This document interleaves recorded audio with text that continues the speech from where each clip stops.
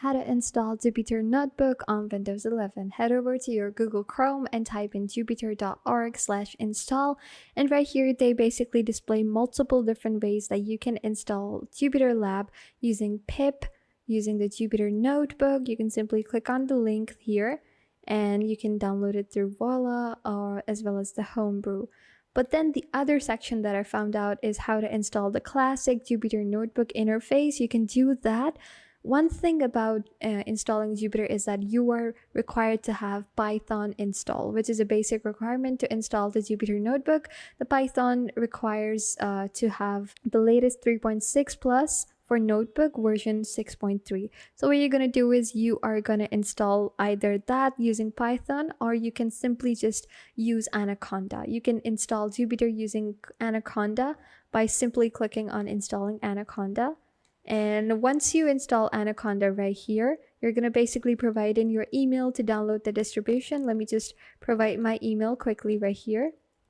Now that this is done, I'm just simply going to submit the consent form, and into my email, I have the download link. Now, before that we begin the download, we are going to install the version of Anaconda, which we have downloaded, following the instructions on the download page, which is going to be on my email. That way we have also successfully installed Jupyter Notebook. Now, to run the Jupyter Notebook, we simply have to copy this link and paste this code right there onto Anaconda. Let me head over to my Gmail and click on the download link quickly.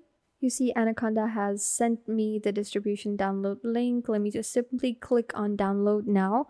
And once I click on download now, it's gonna open another page where I'm gonna simply click on download.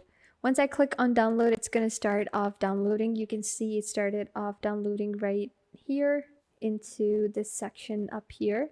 And once it downloads, this is going to run automatically onto your Windows. And that way, I will also have to copy and paste this.